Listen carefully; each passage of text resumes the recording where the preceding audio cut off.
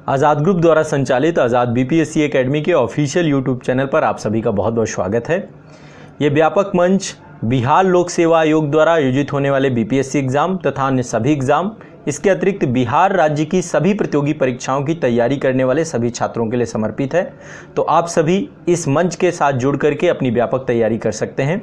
Playlist में आप सभी को बिहार राज्य विशेष, करंट अफेयर्स, साथ ही समान अध्ययन के सभी विषय जो आपके पाठ्यक्रम में हैं उसके विषयवार प्लेलिस्ट बनाई गई है, आप जाकर के देख सकते हैं। प्रतिदिन आपकी निरंतर क्लासेस यहां पर चलती हैं। आप सभी इन क्लासेस के साथ जुड़िए और अपने संपूर्ण पाठ्यक्रम को हमारे साथ तैयारी करिए। साथ ही जो भी आपके आगामी एग्जाम है उसको लेकर के भी आपकी प्लेलिस्ट बनाई गई हैं, आप प्लेलिस्ट जाकर के जरूर देखिए। इसके साथ ही आप हमारे साथ टेलीग्राम चैनल पर जुड़ सकते हैं। आज़ाद बीपीएससी एकेडमी का टेलीग्राम चैनल भी है, तो आप जाकर के टेलीग्राम में सर्च करिए। साथ ही डिस्क्रिप्शन में टेलीग्राम चैनल के लिंक भी दी गई है। इसके अतिरिक्त आप सभी को निशुल्क मासिक पत्रिका भी उपलब्ध कराई जाती है। इसके लिए आपको आज़ाद बीपीएससी एकेडमी का एप्लीकेशन डाउनलोड करना पड़ेगा। वहां पर आपको निशुल्क मासिक पत्रिका मिलेगी। आप स्टडी मटेरियल वाले सेक्शन पे जाइएगा, वहां पे आपको निशुल्क मासिक पत्रिका प्रति मंथ आपको हर महीने मिलेगी। तो आप सभी उसे जरूर डाउनलोड करें और उससे कंप्लीट करंट अफेयर्स पढ़ें। साथ ही यदि किसी भी प्रकार को आपका डाउट है, कुछ भी आप हमसे पूछना चाहते हैं, तो आप एप्लीकेशन में जो आज़ाद बीपीएससी एकेडमी का एप्लीकेशन गूगल प्ले स्टोर से आपको मिलेगा, वहां पर जाएंगे, उसे डाउनलोड करेंगे तो चैट वाला सेक्शन आपको मिलेगा। वहां से आप हमसे किसी भी प्रकार का प्रश्न पूछ सकते हैं, डाउट पूछ सकते हैं। साथ ही आपको एक निशुल्क टेस्ट सीरीज भी आपको उपलब्ध कराई जाएगी। तो इस मंच के द्वारा व्यापक तरीके से आप लोग प्रतिदिन के स्तर पर अपनी तैयारी प्रारंभ करिए। हम आपके साथ लगातार जुड़े रहेंगे। जो भी छात्र यहाँ पर आ रहे हैं, नए छात्र हैं, यदि आप पहली बार आप इस मंच से जुड़े हैं तो इसको सब्सक्राइब करिए और बिहार राज्य के सभी छात्रों तक इसे जरूर पहुँचाइए। हर एक छात्र तक पहुँचाने की जिम्मेदारी आप सभी की है। तो चैनल को सब्सक्राइब करिए, साथ ही बेल आइकन जरूर दबाइएगा ताकि आने वाले जितने भी आपके वीडियोज़ हैं, नोटिफिकेशन से आपको सबसे पहले मिले। आसान भाषा में अपनी व्यापक तैयारी हमारे साथ प्रतिदिन करिए और अपने एग्ज़ाम में सफलता के करीब पहुँचिए। तो चलिए अपनी क्लास प्रारंभ करते हैं। तो जैसा कि आपको पता है कि रसिया यूक्रेन युद्ध चल रहा है और रसिया यूक्रेन युद्ध में रूस के ऊपर लगातार प्रयास किया जा रहा है कि रूस युद्ध को बंद कर दे। सभी चाहते हैं, उसके लिए बहुत सारे प्रतिबंध लगाए गए, कई सारे देशों ने अपोज किया और रूस चाह रहा है कि यूक्रेन कैसे न कैसे करके सरेंडर कर दे और इस बात के लिए तैयार हो जाए कि नाटो को वो आज के बाद भूल जाएगा, अब नाटो याद नहीं रखेगा। लेकिन नाटो से यूक्रेन का प्यार बड़ा गाढ़ा है, बड़ा मुश्किल है वो छोड़ पाना। तो अभी युद्ध चल रहा है, पूरा विश्व प्रयास में है कि युद्ध कैसे भी रुके। तो अभी रूस के द्वारा एक ऐसा कृत्य किया गया है जो कि बड़ा अमानवीय था और उस अमानवीयता को लेकर के रूस को निलंबित किया गया है एक बहुत महत्वपूर्ण संस्था से, जिस संस्था का नाम है संयुक्त राष्ट्र मानवाधिकार परिषद। वहाँ से रूस को निलंबित कर दिया गया है। तो आप जो पीछे दृश्य देख रहे हैं संयुक्त राष्ट्र महासभा का है। संयुक्त राष्ट्र महासभा के द्वारा रूस को संयुक्त राष्ट्र मानवाधिकार परिषद से निलंबित कर दिया गया है। लगभग 193 देश थे। 193 देशों में से 93 देशों ने रूस को जो है इस कारण से जो है उसके खिलाफ मत दिया कि अब इसको हटा दिया जाना चाहिए मानवाधिकार परिषद में, क्योंकि अभी हाल ही में आपको देखा कि बहुत सारी ऐसी सैन्य कार्रवाइयाँ देखने को मिली हैं जिसमें व्यापक नरसंहार हुआ है। जिसमें से सबसे बड़ी जो आप लोगों ने देखा कि कीव के पास एक शहर है बूचा शहर, तो बूचा शहर में सैकड़ों शव मिले हैं, सामूहिक कब्रें मिली हैं, बड़े स्तर पे जो है नरसंहार हुआ है। तो बूचा शहर की जो घटना हुई है उसके बाद जो है संयुक्त राष्ट्र मानवाधिकार परिषद के द्वारा जो है ये रसिया को हटा दिया गया है। ठीक है, तो ये आप जो है इसके बारे में अब 2-3 चीज़ें पूछी जा सकती हैं। संयुक्त राष्ट्र मानवाधिकार परिषद के बारे में भी आपसे पूछा जा सकता है। देखिए, संयुक्त राष्ट्र मानवाधिकार परिषद एक अंतर सरकारी निकाय है जो कि विश्व भर में मानवाधिकार, जितने भी मानवाधिकार से जुड़े हुए मुद्दे होते हैं उन सभी मुद्दों को संरक्षण करने का प्रयास करता है और यदि कहीं पे भी मामले होते हैं तो उन मामलों को उठाने का प्रयास करता है। इसका गठन कब हुआ था संयुक्त राष्ट्र मानवाधिकार परिषद का? कब हुआ था गठन? 2006 में इसका गठन किया गया था संयुक्त राष्ट्र महासभा के द्वारा। सबसे पहले, इससे पहले जो संस्था थी वो संयुक्त राष्ट्र मानवाधिकार आयोग के नाम से थी।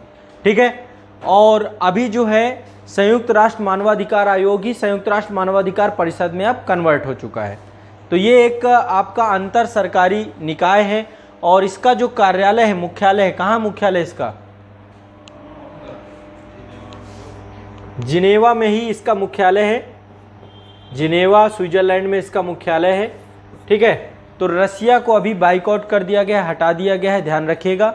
और टोटल इसमें 47 सदस्य होते हैं, 47 सदस्यों से मिलकर के संस्था बनती है आपकी, और जो संयुक्त राष्ट्र महासभा के द्वारा चुने जाते हैं। ठीक है, संयुक्त राष्ट्र महासभा जो है 47 सदस्य देशों को जोड़ करके इस बॉडी को बनाती है, इस बॉडी का निर्माण होता है। तो अल्टीमेट इसका गोल क्या है? हाँ बिल्कुल, युद्ध में मानवाधिकारों का बिल्कुल, देखिए युद्ध के नियम होते हैं, युद्ध के नियम होते हैं, और युद्ध का मतलब ये नहीं है कि आप किसी भी हद तक चले जाएंगे। मानवाधिकार, वहाँ पे आम सिविलियंस को मारना युद्ध के लिए अलाउ नहीं होता है। आप सैन्य ठिकानों पे ही आपको वो करना है, सिविलियंस एरिया को आपको वो नहीं करना। लेकिन युद्ध में होता फिर सारी चीज़ें होती हैं होने को, जब एक स्थिति आ जाती है।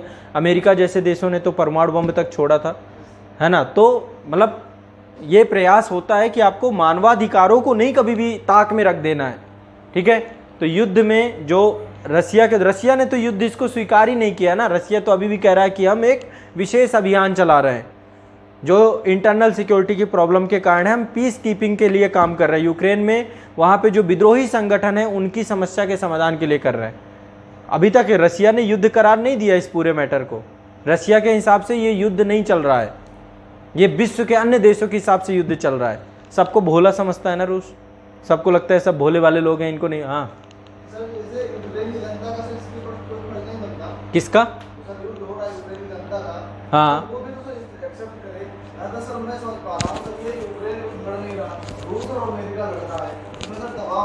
देखो, रूस अमेरिका युद्ध लड़ रहा है, सही कह रहे हैं आप। तबाह इसमें मोहरा बनाया गया यूक्रेन को।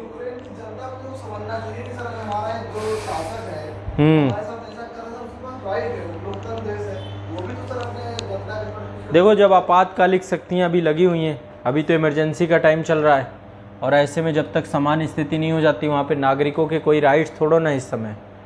ठीक है, बात सही कह रहे हैं आप कि युद्ध की स्थिति में ढकेलने का काम यूक्रेन के उसने किया है। लेकिन अल्टीमेट एक चीज़ समझिए कि वहाँ के नागरिकों के अंदर राष्ट्र प्रेम की भावना है।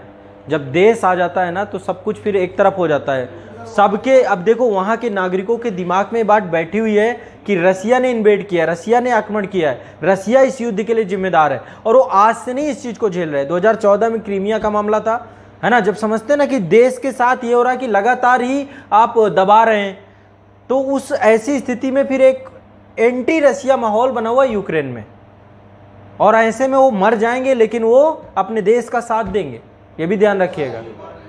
पलायन तो वो तो फिर आवश्यकता है भाई, सिविलियंस है, पलायन तो करेंगे, ऐसा नहीं कि पलायन नहीं होगा, पलायन भी होगा, लड़ने वाले लड़ेंगे भी। दोनों तरीके के देश में लोग होते हैं, कुछ पलायन भी कर जाएंगे। लेकिन यूक्रेन के लिए दिल धड़क रहा है उनका, नहीं तो अभी तक वो इसका अपोज करते, और कई सारे आवाज़ उठने भी लग गई है, लेकिन अभी उनका कोई महत्व नहीं है जब तक युद्ध शांत नहीं हो जाता। देखो, ये ईगो की कहानी होती है, अब ये ईगो में चला गया मैटर। ठीक है, और ईगो कई बार तबाही का कारण भी बन जाता है दोनों के लेकर के। ठीक है, तो ये आपको ध्यान रखना है। तो संयुक्त राष्ट्र मानवाधिकार परिषद, उससे रशिया को बाहर कर दिया गया है, एक महत्वपूर्ण मुद्दा ये भी था, इसको हम देखेंगे। ठीक है, चलिए अगला करंट अफेयर्स जो आपका है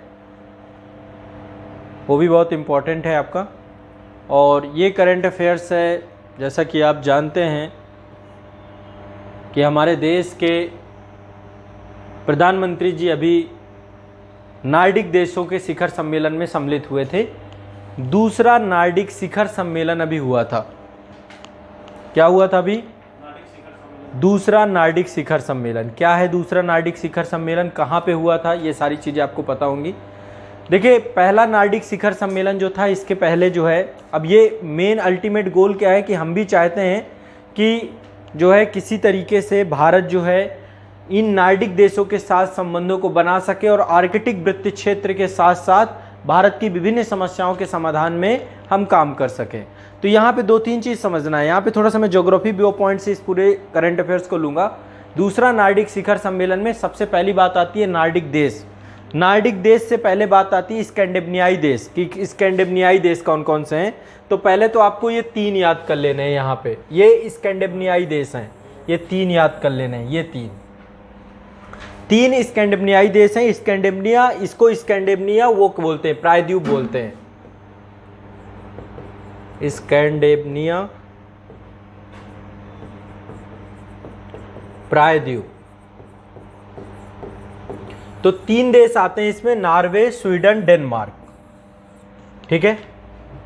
अब जब बात आती है कि नॉर्डिक देश कौन कौन से हैं, तो 2 देश और प्लस कर देने हैं इसमें, फिनलैंड और आइसलैंड। इन 5 को मिलाकर के ये नॉर्डिक देश के तौर पे हैं। ठीक है। तो अभी जो है 4 मई 2022 को भारत के प्रधानमंत्री श्री नरेंद्र मोदी जी डेनमार्क की राजधानी कोपेनहेगन गए। सबसे पहले जर्मनी, फ्रांस और फिर इसके बाद डेनमार्क की 3 दिवसीय यात्रा थी। तो 4 मई को जो है डेनमार्क की राजधानी कोपेनहेगन में दूसरे नॉर्डिक शिखर सम्मेलन का आयोजन किया गया था। और देखिए ये शिखर सम्मेलन 2 कारणों से बहुत महत्वपूर्ण है। पहला कारण क्या है, यूक्रेन रसिया जो है युद्ध चल रहा है इस दौरान, तो एक जो है यूरोप अपने आप में कह सकते हैं अस्थिरता के माहौल में है।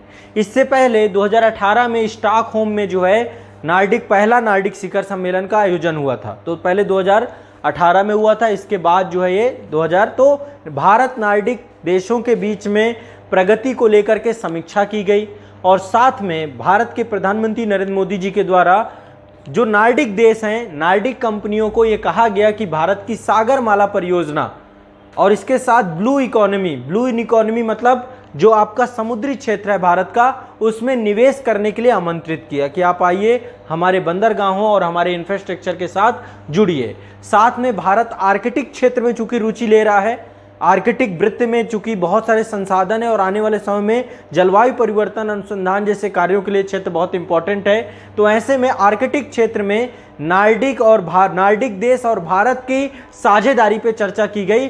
और प्रधानमंत्री जी ने कहा कि आर्कटिक नीति जो हमारी है एक साझा नीति है और हम लोग मिल करके इस नीति का आपस में एक अच्छी रूपरेखा प्रस्तुत करेंगे और हमारा प्रयास होगा कि नॉर्डिक क्षेत्र के जलवायु परिवर्तन, वैश्विक तापन, ग्लोबल वार्मिंग जैसे इशू पे हम आपस में मिल करके काम करें। ठीक है। तो एक तरीके से पूरे की पूरी बात थी। और जो सबसे इंपॉर्टेंट विषय है जिसको लेकर के भारत इस समय सबसे ज़्यादा प्रमुखता दे रहा है वो क्या है, हम चाहते हैं कि संयुक्त राष्ट्र की सुरक्षा परिषद में हम एक सदस्य देश के तौर पर के उभरें। तो ऐसे में नॉर्डिक देशों के सहयोग को लेकर के भी प्रधानमंत्री जी के द्वारा बात की गई। ठीक है। तो नॉर्डिक देशों ने इस चीज़ को लेकर के प्रतिबद्धता जताई कि भारत जो है संयुक्त राष्ट्र सुरक्षा परिषद का एक महत्वपूर्ण सदस्य देशों के तौर पे होना चाहिए। ठीक है। इसके अलावा 2024 तक भारत और नॉर्डिक देशों के साथ जो है भारत ने ये महत्वाकांक्षा अपनी व्यक्त की है कि हम प्लास्टिक प्रदूषण को समाप्त करने का पूरी तरीके से प्रयास करेंगे। तो ये कुछ महत्वपूर्ण जो है आपके महत्वपूर्ण बातें थी। और सबसे इम्पोर्टेंट एक विषय और आ जाता है अर्थव्यवस्था, कि आपस में मिल करके हम भारत का व्यापार जो है $5 बिलियन अभी हम व्यापार करते हैं इन देशों के साथ, अब हम इसको और ज़्यादा आगे बढ़ाने का प्रयास करेंगे और FDI निवेश और इन चीज़ों के लिए भी काम करेंगे। तो ये एक महत्वपूर्ण था, इसमें आपको ये याद रखना है। ठीक है। ये कुछ यात्रा थी। ठीक है। यहाँ पर ये कुछ यात्रा थी। ये 5 देश हैं और 5 देशों के राष्ट्राध्यक्ष यहाँ पे हैं। डेनमार्क के प्रधानमंत्री हैं मेटे फ्रेडरिक्सन, इसके बाद आइसलैंड के प्रधानमंत्री कैटरीन जैक्सन डिकर और नॉर्वे के प्रधानमंत्री जोनास गहर स्टोर। इस तरीके से सभी, स्वीडन के प्रधानमंत्री मैगडलिना एंडरसन और फिनलैंड के प्रधानमंत्री सना मारिस। ठीक है। इसके साथ जो है ये 5 देशों के साथ ये कंप्लीट हुआ। अब यहाँ पे एक चीज़ और देखिएगा, यहाँ पे जैसा कि मैंने आपको बताया कि ये आपके स्कैंडिनेवियाई देश हैं, 3 देश ये आपके स्कैंडिनेवियाई देश हैं, याद रखना है। 5 में 2 देश आपके ये प्लस हो जाते हैं, फिनलैंड और आइसलैंड, रट लेना है इसको। एक और यहाँ पे जगह है, ये है बाल्टिक सागर, ये आपका बाल्टिक सी है। तो बाल्टिक राज्य के बारे में बताइए, बाल्टिक राज्य कौन कौन से हैं? हाँ ठीक है, मैंने ये चीज़ आप लोगों को बताई थी। ठीक है। बाल्टिक राज्यों के बारे में क्या सब कुछ बताया है मैंने अपने जीवन में, अभी तक इतना कुछ पढ़ा दिया आप लोगों को, बस आप लोग उसको पूरा कर लें। ठीक है। क्लासरूम में तो सब कुछ हो ही गया है ना। ठीक है। चलिए, तो ये आपका एक महत्वपूर्ण टॉपिक था आपका। ये देश हैं आपके इस्टोनिया, लाटविया और लिथुआनिया। ये प्रथम विश्व युद्ध के दौरान जो है ये रसिया से, सोवियत संघ से अलग हुए थे तीनों देश, इसलिए इनको बाल्टिक देश कहते हैं। और कई जगह पे फिनलैंड को भी बोला जाता है कि बाल्टिक स्टेट है ना। फिनलैंड भी ऊपर जस्ट जुड़ा हुआ है, ये है फिनलैंड यहाँ पे। तो ये बाल्टिक सागर से लगे हुए देश हैं। 3 ये प्रमुख देश इसको माना जाता है, ठीक है, इस्टोनिया, लाटविया और लिथुआनिया। क्लियर है? ठीक, आगे चलते हैं। नेक्स्ट, टेररिस्ट इंडेक्स 2022 आ चुका है। आतंकवाद सूचकांक, विश्व में आतंकवाद, वैश्विक आतंकवाद सूचकांक 2022। वैश्विक आतंकवाद सूचकांक 2022 जो है 2 मार्च 2022 को जारी हुआ। टोटल 163 देश हैं, 163 देश, 163 देश में आतंकवादी गतिविधियों का अध्ययन करना और आतंकवाद और उनके प्रभाव का तथ्यात्मक विश्लेषण करना, ये कार्य किया जाता है। आपको क्या लगता है सबसे ज़्यादा आतंकवाद कहाँ पे होगा? हाँ, पाकिस्तान। और भी है, पाकिस्तान के भी पापा लोग हैं पाकिस्तान से भी पापा लोग, पाकिस्तान वैसे खुद पापा है पर उसके भी पापा है। एक संस्था है institute for economic and peace, उसके द्वारा ये पूरा का पूरा जारी किया जाता है। Institute for economic and peace, ये संस्था जो है ग्लोबल टेररिस्ट इंडेक्स जो है जारी करती है। इस सूचकांक में नंबर 1 जो है अफगानिस्तान है, सबसे ज़्यादा अफगानिस्तान। अभी पाकिस्तान आएगा, रुक जाओ, पहले पाकिस्तान के पापाओं की बात करिए। Number 1 Afghanistan, number 2 Iraq, ISIS जहाँ पे है, number 3 Somalia, number 4 Burkina Faso, number 5 Syria, number 6 Nigeria, number 7 माली, नंबर 7 के बाद नंबर 8 नाइजर, फिर म्यांमार, फिर जाके पाकिस्तान है, बहुत लास्ट में पाकिस्तान। भारत भी है आतंकवाद से पीड़ित देश है, तो भारत का 12वां स्थान है इसमें। तो इसमें लिख लीजिए, टॉप 3 लिख लीजिए और भारत की स्थिति लिख लीजिए। पिछले साल 2020 में भारत की स्थिति 8वीं थी। इस बार भारत में अब थोड़ा आतंकवाद धीरे धीरे, जब से बुलडोजर राज चला है तब से आतंकवादी भी छुप गए। सबसे पीछे नहीं है ना, टॉप 10 में तो है ही है। इसमें ये बता रहा है कि पूरे विश्व में आतंकवाद की स्थिति क्या है, आतंकवाद से प्रभावित देश कौन कौन से हैं, तो आतंकवाद की इंटेंसिटी कहाँ पे कितनी है। तो सबसे ज़्यादा आतंकवादी गतिविधियाँ आपकी, तालिबान पूरा का पूरा शासन ही चल रहा है अफगानिस्तान में। हाँ, आतंकवाद से पीड़ित देश हैं ये, प्रभावित देश। प्रभाव कितना है आतंकवाद का इन देशों में, ठीक है। तो नंबर 1 में आपका अफगानिस्तान, नंबर 2 में इराक, नंबर 3 में सोमालिया, नंबर 4 में बुर्किना फासो। कोई देश से स्वीकारता है कि मैं आतंकवादी देश हूँ? कोई नहीं स्वीकारता है। तो आतंकवाद से प्रभावित देश हैं ये। भारत 12वें नंबर पे है। हाँ, वो सही बात है, आतंकवाद उत्पन्न करते हैं और हम आतंकवाद से पीड़ित हैं। कौन? 12 इसलिए मिला कि हमारे यहाँ भी, हम भी आतंकवाद से पीड़ित हैं। नहीं है पीड़ित, आए दिन जो है जम्मू कश्मीर में, दुनिया भर, पाकिस्तान भी पीड़ित है। आपको लग रहा है कि पाकिस्तान ये तो कभी नहीं कहता कि मैं स्टेट स्पॉन्सर्ड आतंकवाद फैलाता हूँ। वहाँ पे आतंकवादी संगठनों के द्वारा वहाँ भी बम विस्फोट करवाए जा रहे हैं। तो आतंकवाद उसने पैदा किया है, वो जनक है आतंकवाद का, लेकिन आतंकवादी उनको भी परेशान कर रहे हैं। नहीं समझे? जैसे कि आपने भस्मासुर की कहानी सुनी है ना, भगवान शिव ने, भोले बाबा हैं, तुरंत इतने भोले हैं कि आप उनसे कुछ बोलिए तुरंत दे देते हैं। हाँ,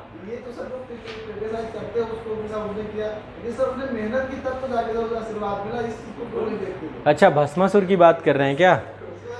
मेहनत ठीक है, लेकिन चलो, भस्मासुर ने मेहनत की, उसको आशीर्वाद भी मिल गया, पर भस्म किसे कर रहा है? अच्छा, जिन्होंने दिया शक्ति उनको भी कर दे तो इस कारण से फिर विष्णु जी इसीलिए तो बनाए गए हैं प्रकृति में, कि वो सबको अच्छे अच्छे की बुद्धि बांध देते हैं। फिर उसी ने खुद को भी भस्म कर लिया। देखो, एक चीज़ ध्यान रखिए, जब कभी आपको शक्ति मिल जाए, कभी मद अहंकार नहीं करना चाहिए। भस्मासुर को अहंकार हो गया, मद हो गया, अपनी शक्ति का दुरुपयोग करने लग गया। जिसने शक्ति दी है हमेशा उसके प्रति कृतज्ञ रहिए। आपके माता पिता ने आपको जन्म दिया है, अब आप खड़े हो गए अपने पैरों से, तो आप कह रहे हैं मैंने मेहनत की है। अरे पैदा उन्होंने किया है। माँ ने 9 महीने पेट में नहीं रखता तो हवा में नहीं रहते आप, कि हवा में किसी गुब्बारे में बैठे वहां पे घूम रहे होते। सोचो इस बात को। तो मेहनत आपकी नहीं है, इस बात को समझिए। भस्मासुर के पास वो जो भस्म करने की शक्ति आई वो भगवान शिव के कारण आई। भगवान शिव नहीं होते तो किसकी करता उपासना? कौन देता इतनी बड़ी पावर? तो इतनी बड़ी पावर है तो उसका दुरुपयोग करने, सृष्टि को समाप्त करने चले जाएंगे। भगवान शिव को भस्म करने की सोच का मतलब क्या है? आप सृष्टि के नियंता को ही समाप्त कर रहे हो, जो पूरा सृष्टि का संचालन कर रहे हैं। तो इसलिए कभी भी आप इस चीज से बचिए कि यदि आपके पास पावर अथॉरिटी आ जाती है, ये सीख देता है भस्मासुर कि वो आप ही को भस्म कर देगी। जैसे अभी झारखंड में हुआ ना, क्या हुआ? हुआ कि नहीं हुआ? भस्म कर दिया खुद की शक्तियों ने खुद को। भ्रष्टाचार करेंगे तो एक दिन पर्दाफाश होगा और उसके बाद फिर सब खत्म हो जाएगा। कितनी पीढ़ियों का नाम डुबो के जाओगे? समझ रहे हो ना? एक आईएएस अधिकारी जेल के अंदर, सत्ता का दुरुपयोग, है ना? तो ये चीजें आपको समझनी पड़ेंगी। ठीक है, अब आप सोच रहे हैं जैसे, हाँ हाँ लिख लो, Afghanistan, Iraq, Somalia, Iraq, Iran नहीं, इराक। ईरान में तो गवर्नमेंट है, प्रॉपर चल रही है बहुत अच्छे से। सिया सुन्नी कॉन्फ्लिक्ट, सिया गवर्नमेंट है वहाँ पे। भारत का स्थान 12वां है। ठीक है, नेपाल 34वां, श्रीलंका 25वां, भूटान 0, कोई स्थान नहीं। 93 लास्ट, भूटान में कोई आतंकवाद नहीं। चीन 67वां, चीन भी पीड़ित है। ठीक है, और अमेरिका की बात करें तो अमेरिका 28वां है, जर्मनी है, कई सारे देश हैं। चलो यहाँ पे लिस्ट होगी।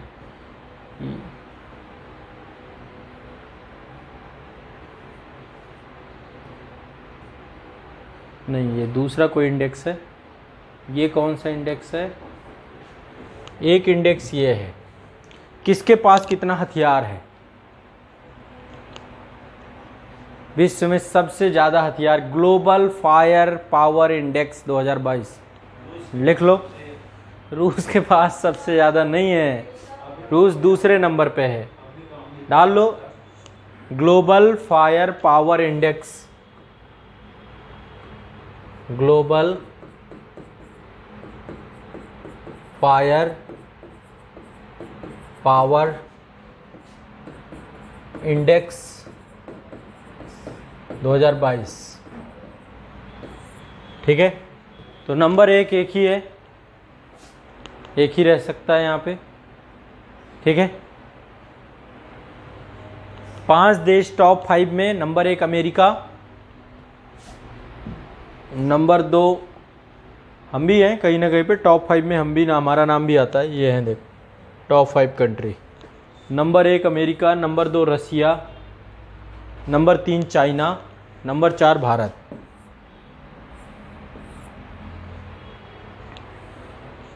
नंबर 5 में जापान। किनके पास सबसे कम होगा? अरे भूटान, भूटान, भूटान क्या चाहते हैं? कुछ ना रखें, लाठी डंडा भी ना रखें। सबसे लास्ट में आइसलैंड, सबसे शांत प्रिय देश। तभी देखते हैं ना, सब प्रसन्नता रिपोर्ट, दुनिया भर की रिपोर्ट। इसके बाद है भूटान आपका सबसे लास्ट में। नेपाल तो रखता है बकायदा, वो ये सब चीज़ों में रिस्क नहीं लेता। हाँ, फायर पावर में है वो। हाँ, तो सबसे लास्ट में आइसलैंड और फिर आपका भूटान है। ठीक है, पाकिस्तान है 90 नंबर पे, पाकिस्तान है। जापान के बाद साउथ कोरिया है देखिए, और नॉर्थ कोरिया ऐसे ही गोल गोल कूदता रहता है वो, बस उससे पावरफुल ये अमेरिका ने बना रखा है इसे। फ्रांस है, यूके है, फिर पाकिस्तान, फिर टॉप 10 में ब्राज़ील। हाँ, नॉर्थ कोरिया में है क्या? अभी वहाँ अब इस साल कोविड गया है पहली बार, आपको शायद पता हो। इस समय मास्क लगा के, पहली बार मास्क के लिए उसने बोला कि भाई सब लोग अब मास्क लगाएंगे। और वो ये नहीं कह रहे कोरोना के कारण से मृत्यु हो रही है, कह रहे हैं एक अज्ञात बीमारी के कारण से मृत्यु चल रही है। तो अभी वहाँ पे अब कोविड-19 का प्रभाव पहुँचा है, काफ़ी लोग ख़त्म हो रहे हैं उत्तर कोरिया में। अब उसको बड़ा सोचने की बात है, चाइना को वैक्सीन दे देनी चाहिए थी टाइम से, पर चीन उसने ना मांगी होगी क्योंकि बंद था, उसको लगा कि शायद, लेकिन इस बार चीन से प्रवेश कर गया कोई वेरिएंट, लीक हो गया मामला, उसके यहाँ दिक्कत है, परेशान चल रहा है उस समय बहुत ज़्यादा। चीन की भी स्थिति खराब है। इसमें 142 देश टोटल।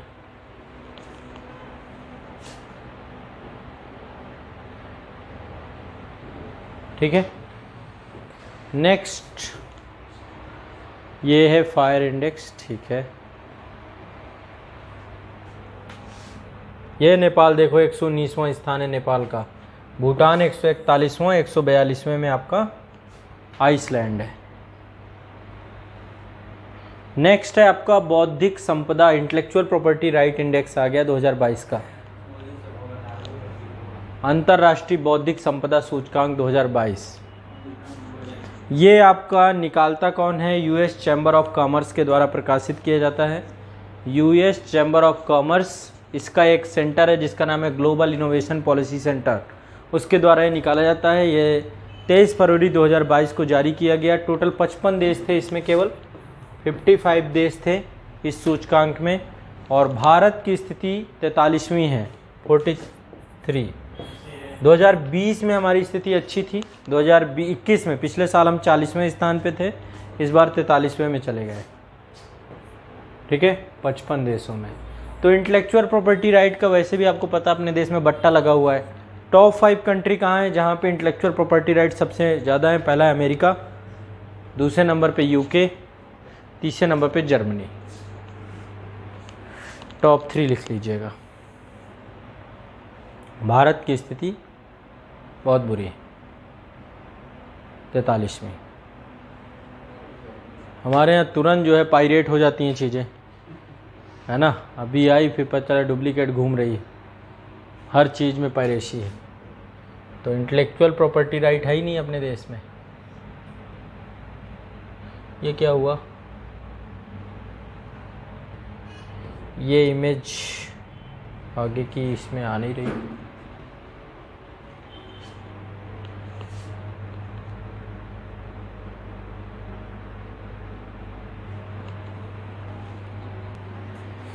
चलिए फिर आज के लिए इतना ही रखते हैं, नेक्स्ट आपका कल करेंगे बाकी के जितने भी हैं।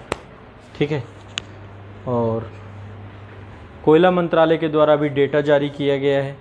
एक करंट अफेयर्स आपका ये था। दूसरा जो इम्पोर्टेंट था, मौद्रिक नीति आपकी जारी की गई है ना 2022-23 की, तो उसके बारे में एक अपडेट था। तो आगे अभी मैं आपको कल की क्लास में कराऊंगा। ठीक है, आज के लिए इतना ही।